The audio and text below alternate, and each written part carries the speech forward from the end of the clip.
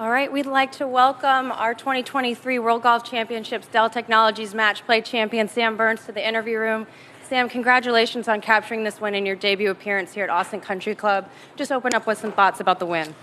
Thank you. Yeah, crazy week. I didn't really know what to expect coming into this week. It's my first time playing this event, and I feel like I gained a little bit more confidence as each match kind of played on, and then playing Scotty this morning, I knew it was going to be a tough match, and got off to a great start, and then kind of got lost a little bit halfway through the round, and really things kind of changed.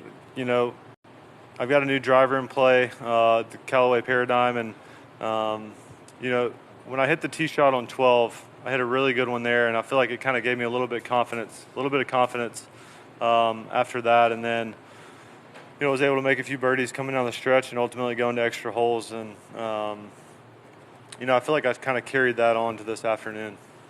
And like you said, you've won your matches against some of the best: Rory McIlroy, Scotty Scheffler, defending champion. Just talk a little bit about mentally how much fortitude it took to get here today. Yeah, it's this week is mentally exhausting as it is physically, and I think after 10 holes this morning, my caddy Travis kind of gave me a good kick in the butt and said, "Come on, man, let's go. You got this." And what I really needed at the time, and he was rock solid all week. I couldn't have done it without him, and I'm just so thankful that he was out there with me battling every step of the way, and thankful that we were the last one standing. Great. We'll open up to questions. Raise your hand and we'll bring you a microphone. Fergie? Congratulations. Thank you. That was some decent golf play this afternoon. But as great as you played, Sam, it's hard not to think about the fact that you're standing on the 13th hole this morning watching Scotty over a 4-foot putt. Is it weird at all? I know it's your first time here to think about how quickly things can change in this thing. Yeah, that's the nature of this match play. It's one hold putt or missed putt away from winning or losing. And he gave me a gift there on 13 on our second extra hole, I think, and and then me having the chance there on the next hole. It usually comes down to who can make a putt here or there. And yeah, it was a battle out there with him this morning. Shane? No, but I was getting ready to take it off. Shane? I've been reading the transcripts from the interviews before this. I don't think it's any secret that you're a little tired right now. This tournament is a grind. We think of golf as an individual sport, and it is to some extent, but when you're looking at 7 matches over 5 days, what role does your team play? Does your family play? All that kind of stuff in getting you over the finish line. Yeah, it's it's such a different week. Usually you kind of have your normal routine, and you play and you rest and recover. But starting on Saturday, it's you play. If you win, you have 45 minutes to get ready to play again. So I think it really just takes being flexible. It takes, being flexible mentally and knowing that, this day isn't going to look like what it normally does. So I need to make sure that I'm trying to conserve a lot of energy, and, I tried to do that this morning playing against Scotty. It's definitely a challenge. Kirk? Yeah, Sam, congratulations. I was curious what Scotty told you after you beat him this morning. Anything special you could share? No, nothing really I want to share, yeah. Are you guys sharing a house in Augusta again? Yes, I think we are, right? And are there bragging rights? Does he have to cook you breakfast, make your bed or anything now? Or? Nah. He's done all right for himself. And just how much momentum does this give you? Yeah, it's huge. I've been kind of fighting my golf swing a little bit at the start of this 4-week stretch that I've been on, and put a lot of hard work in with my coach, Brad Pullen, and I'm just so thankful for him and the amount of work that he's put in with me and been there by my side for all of it, and just so many people that have helped me along the way. Cameron? Why have you not played this tournament before, and is the big shift Was it mostly the new driver, or was it because you came in here I think 52nd in the FedEx Cup? Was the big change the new driver, or was the big change something that you found with Brad? I haven't played this event in the past because the last 2 years I'd won Valspar the week before both times. And the first year I had a back injury that I was kind of battling all week, and then after that I was just like, there's no way I can go play, that many holes. I don't remember what it was last year. And then to your next part, I would say I think it's a combination. I had a really good driver that I liked, in Palm Springs, and then the USGA tested it in California, and it failed by 1 point. I don't really know what that means. They don't really give you a lot of information on those sort of things, but and then put the new Callaway Paradigm in a few weeks ago, and just have built a lot of confidence with it, and I think that was huge for me today. Alec? Hey, Sam. Congratulations. Thank you. So I'm sure you know, but David Toms was playing on PGA Tour Champions today, and he actually won. Oh, did he really? Can you kind of tell me, what it's like for both of you guys to win on the exact same day? That's awesome. Yeah, Carter. I was just texting with Carter, and he said that he's playing. Is he playing in Palm Springs, or is that right? He said that he was about to win. Man, that's like a dream of mine as a kid. I think, growing up watching him play, I can remember sitting on the back of the range and just watching him hit golf balls. Still one of the most amazing things I've ever seen. Just the way he could hit it, so straight, and just like his tempo was amazing. Still is. But yeah, to be able to win on the same day is really cool. Tim? There's all this talk about the rollback and, distance, and then we've got Rory's drive.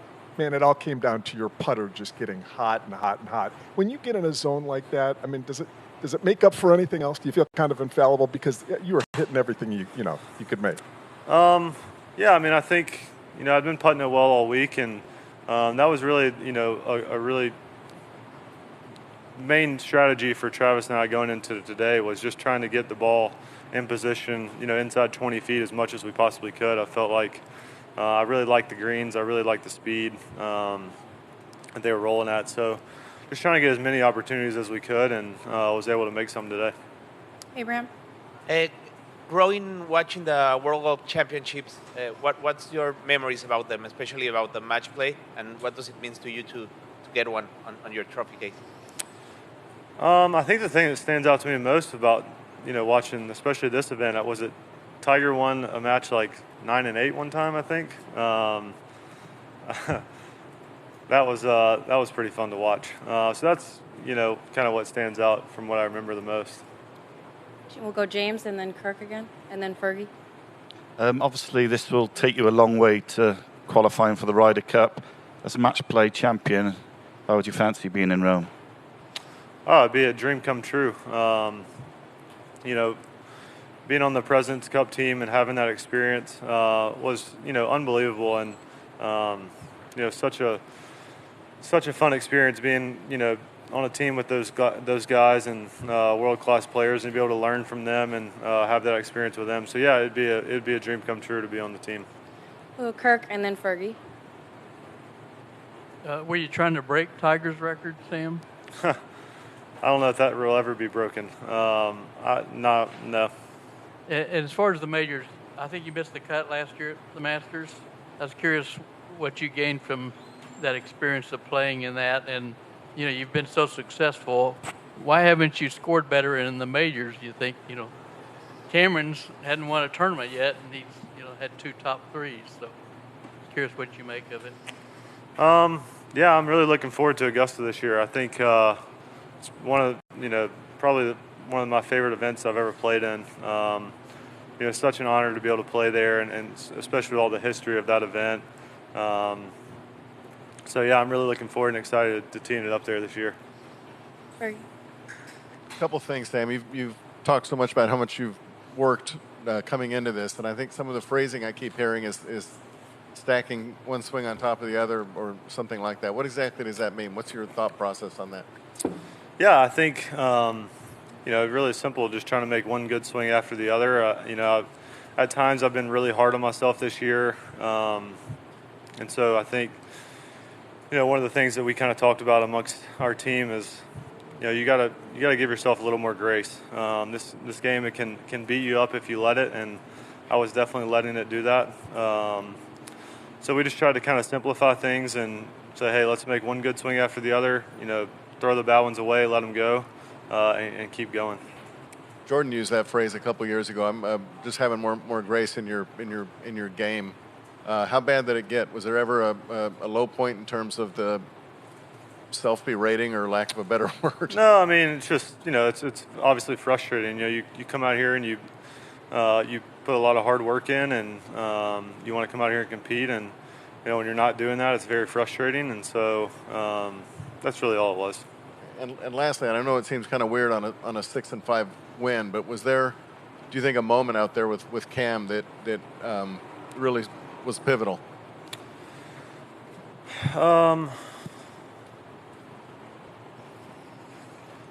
I think on 7, we both missed the green. His was obviously in a much tougher spot, but being able to go first and getting that ball to tap in, and then him chipping up there and missing it, and then making a 20-footer on 8. That was huge, to be able to go 3 up there. Felt like kind of a turning point for me. Shane? Broad question here. Do you have an approach to match play that you could talk about, being different from stroke play? Do you have a philosophy about it that you come in with? No, I mean, not really. I think, the most obvious thing is you don't really want to give an opponent a hole.